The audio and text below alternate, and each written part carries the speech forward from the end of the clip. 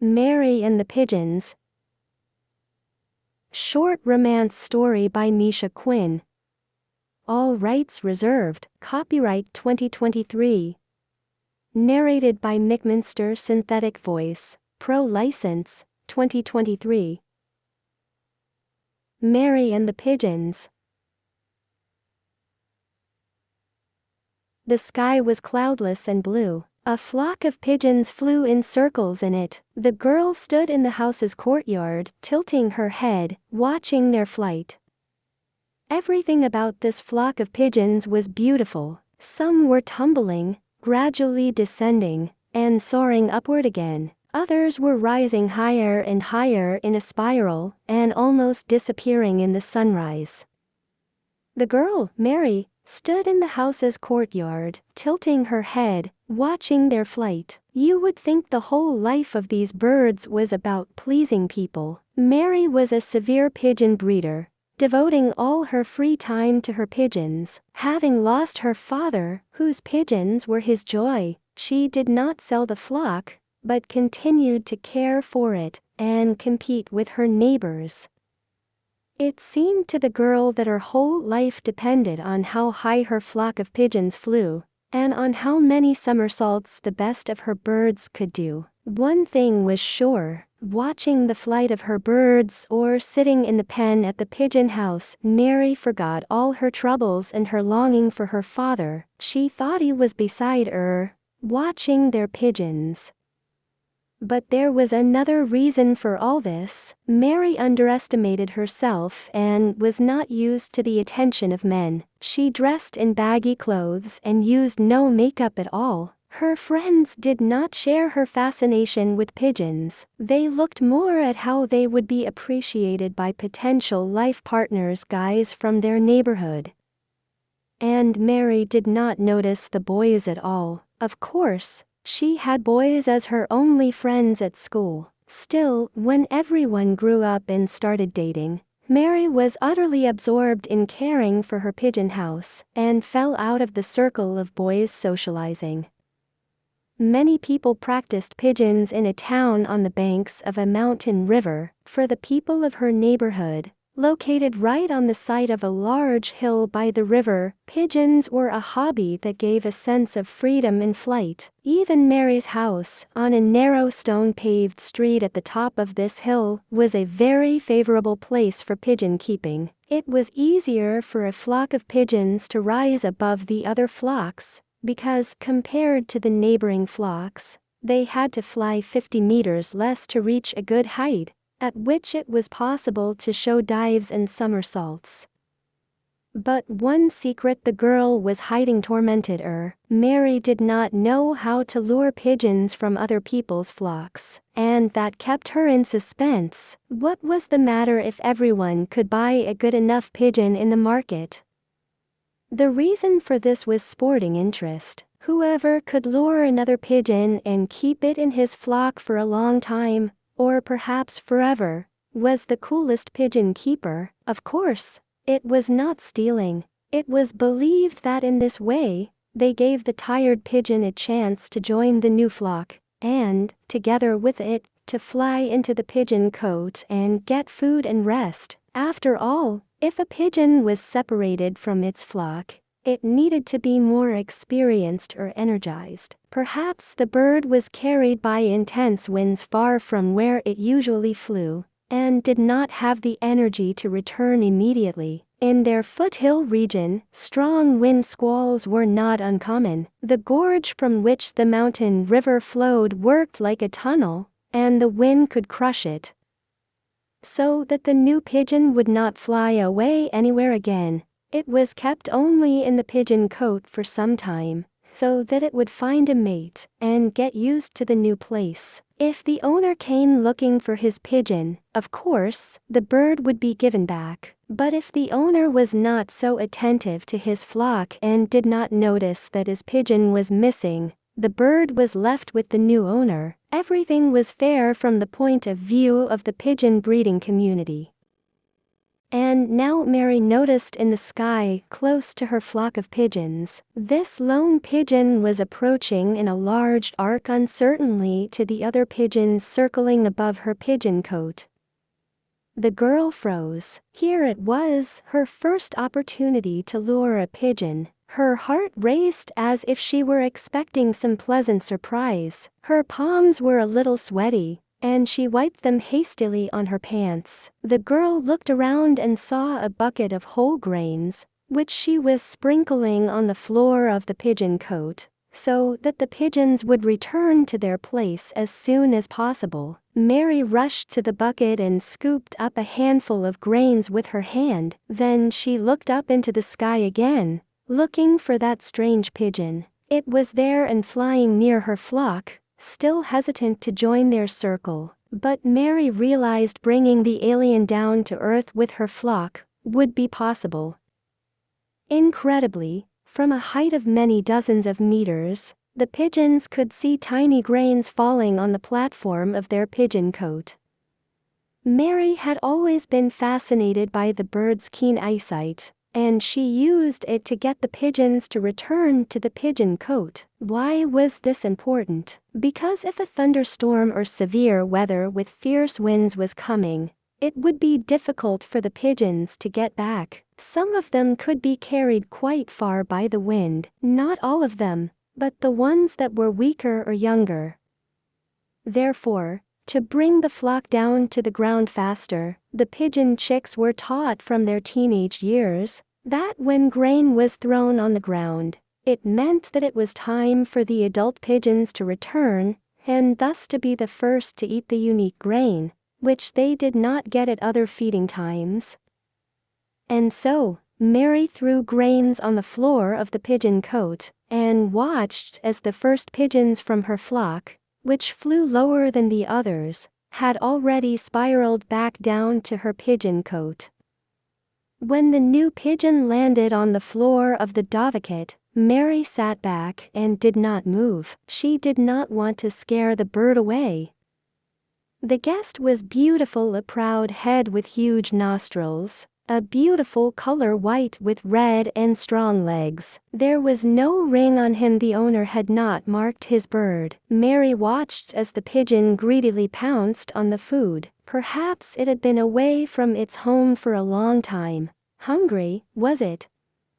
Mary stood up and cautiously approached the pigeons, who had already had their grain filled, and corralled them inside the pigeon cote to rest. The new pigeon only dared to enter the pigeon box for a short time, but he followed them all and hid in it. Mary knew he would find a place there, for the pigeon cote had enough room for 10 new pigeons and their nests. It worked. Mary jumped up and down on one foot when she closed the pigeon cote door. What she was going to do with the new pigeon, she did not know. "It's just that he'll stay with me for a while, and maybe he'll find a mate among the young lovebirds that have just matured," she thought as she walked back to the yard of her house. Her house, on the slope of a hill, was built as an extended structure, surrounded by a street whose sidewalk rose to its side windows, and on the other by a garden. Mary sat in her room and did not look at what her mother and cousins did in the yard. She was pleased, and this elated mood lasted for a long time. After a few days, the girl noticed the new pigeon was already courting the cote. This meant he was doing well, and soon, he could be released with his new mate to fly with the whole flock. No one had come for the dove yet, and this anticipation of a possible unpleasant moment gradually dissolved into the daily chores that filled Mary's life. But then, one day, Mary went out to open the door for the mailman, and the first question he asked was, "I hear you have a new tenant." Mary did not get the humor and replied, "There's no one new here. Can't you see that the same old tenants are still here?" But the letter carrier, an elderly man bringing the mail for many years, immediately explained, "And I'm not talking about you. I'm talking about the pigeon you took in." Mary's insides felt as if they had collapsed. Her heart plunged downward and froze. Yes, she released an alien pigeon into the sky yesterday, and it returned. All was well, but someone in the neighborhood had noticed a new color of pigeon flying in her flock, one she had not had before. Oh, those neighbors are pigeon fanciers, thought the girl. Embarrassed, she mumbled back, "Yeah, there's a guy hanging around, so what?" The mailman continued, staring at her. "That's probably the best pigeon in my nephew's flock, Nico." Now, Mary was ready to fall to the ground in shame. "But I didn't want to keep him by force. He's already found a mate," was all she could mutter before the letter carrier hastily stopped her. "Come on, I didn't mean to offend you. On the contrary, thank you for saving the pigeon from starvation. We live so far away from your area that a pigeon wouldn't have been able to come back on his own for a long time. Then, he would probably have starved to death in the wilderness around our town, or been caught by a falcon or other bird of prey." He sighed heavily and continued, "And besides, we can't do the flock anymore. We'll probably give it to other pigeon breeders."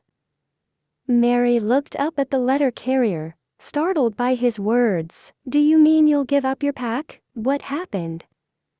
The mailman lowered his head and replied quietly, "Nico ended up in the hospital for a long time. He can't do pigeons anymore, and me and his parents don't have the time or energy for it. We're old now."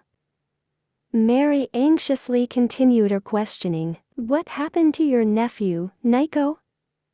The mailman replied, "He got into a fight with local thieves, and they broke his arm in 2 places. Despite his knowledge of fighting techniques, he was defending a woman who was attacked by bandits, and had her bag snatched from her rack. He caught up with one of them and forced him to drop the bag, but the others came it in." And Mary felt a keen sense of guilt toward this man whose relative had suffered so much for justice, and she had baited their pigeon. She did not feel now that she had saved the bird. It seemed she had stolen it and deserved, if not punishment, repentance. "I must give you your pigeon right away," said the girl, preparing to turn and return to the pigeon cote, to bring the pigeon to the letter carrier immediately. No, I'm not taking the pigeon away. I didn't mean to. I need to say something to Nico about what's wrong with his pet. He's so worried. Unfortunately, the guy's arm isn't recovering well. The fractures are severe, and he won't be able to go home for a long time." Mary suddenly felt an extraordinary rush of feeling sympathy, tenderness, and duty to Nico, a stranger to her who had been so brave as to protect the woman without sparing himself. The girl said, "Can I visit your Nico? I'll tell him what happened to his pigeon." The mailman looked at her in surprise. "You? But why not? Of course, you can tell him about the pigeon yourself. I think he'll be glad to hear it firsthand. Besides, I won't be able to visit him until a few days later. I've got a long shift this week, and I don't have the energy to go to him in the evenings. I'll give you the address of the hospital where he is and the room number. You can come to see him in the afternoon, from about 4 o'clock until 7 in the evening." He dug into the pocket of his bag and handed Mary a crumpled piece of paper with the hospital's address on it. The girl took the note from the letter carrier's hands, and, bidding him a warm farewell, closed the wicket door of the yard. Then she went to the pigeon house and sat there for a long time, listening to the cooing of the pigeons, and looking at the white and red pigeons with a pang of disappointment. The next day, Mary arrived at the hospital. She was allowed into Nico's room and did not have to explain anything, except that she had important business. The girl timidly entered the room. The young man was lying in bed. His right arm was in plaster and suspended on some bracket above the bed. A look of longing on his strong-willed face, with its prominent cheekbones and stubborn mouth, did not fit with what Mary had heard about his bravery. But as she looked around the room, she realized there was much to pine for. Instead of his pigeons, Nico saw only a piece of sky from the ward window. The tall buildings of the downtown district obscured everything else. Mary stepped timidly into the room and, approaching Nico's bed, said, "Hello, Nico, I'm Mary." The guy, who at first paid no attention to the visitor, turned away from the window and looked at her in surprise as he answered the greeting. "Hello, Mary, but we've never met, so how do you know my name?" The girl was embarrassed, but now there was nowhere to go, so she blurted out, "I have your pigeon. Your uncle said you'd like to know that." Nico tried to pull himself up on the bed, but could not, and leaned back on the pillow again. "Wow, what a surprise," he replied, smiling. "I didn't realize we had girls doing pigeons too." There was both surprise and mockery in his voice. This took Mary aback, and she answered proudly, "Yes, I have pigeons. They were left to me after my father." Nico realized he had offended his guest, and hurriedly apologized. "I'm sorry, I didn't know. Of course, my wounded pride as an avid pigeon fancier made me say that." He showed her to the chair beside the bed with his healthy hand. Mary timidly sat down on its edge. She had to find the strength to get on with the business she had come for. "I wish I could give you your pigeon back, but it's been a couple of weeks, and he's got..." A pigeon showed up. Nico smiled, looking at the even more embarrassed girl. He liked her more, her directness, openness, and inability to call things by their proper names. "Yes, your pigeon," she muttered. Nico pressed his lips together in feigned thoughtfulness and said, regarding Mary, "Well, since that's the case, let him stay. My uncle told me that my Caesar, the name of this pigeon, was lost after the family started the flock flying just before a thunderstorm. Caesar, who, as always, flew higher than everyone else, was carried away by the wind and couldn't come back, not that day or later." "When did he fly to you?" "2 weeks ago, Tuesday," Mary exhaled, looking at Nico with relief and interest. "Yeah, he's been without food for a few days. Thanks for saving his life." Nico's voice sounded of sincere gratitude. He looked at Mary with appreciation. The girl blushed with embarrassment and with pleasure. Nico, who had saved another human at the cost of his health, thanked her for saving his pigeon. Mary felt a pleasant feeling fill her heart, a sense of understanding and gratitude to Nico for not even thinking of accusing her of stealing the pigeon. The girl muttered, "I thought that I just wanted to bring a new pigeon into the pigeon cote for the first time straight from the sky. You know, it's almost like a sport, a competition between pigeon keepers." Nico realized the girl was utterly embarrassed and hastily replied, "I know and understand everything. We've had pigeons for years, and I've done that too, baited other pigeons. Some came home, some stayed forever, and you know, Caesar is the son of one such alien, so he repeated the fate of his father, who still lives in my flock and flies well. So, I don't condemn anyone for doing such things. I thank you sincerely, Mary, for saving this pigeon." Mary felt a blush flood her cheeks, not of shame, as she had at first, but of pleasure. She no longer had to be ashamed of the motives behind her actions with Caesar. This noble young man had lifted from her soul the great weight of guilt that had crushed her yesterday, when his uncle had said Caesar was their dove. Nico was the first to break the lingering silence. "Shall we let Caesar live life to the fullest?" Mary laughed with relief, appreciating the joke. Nico could only stare out the window, but his pet pigeon could live, fly, and love again. The girl replied, "Sure. Do you want me to tell you how Caesar appeared in the sky above my advocate?"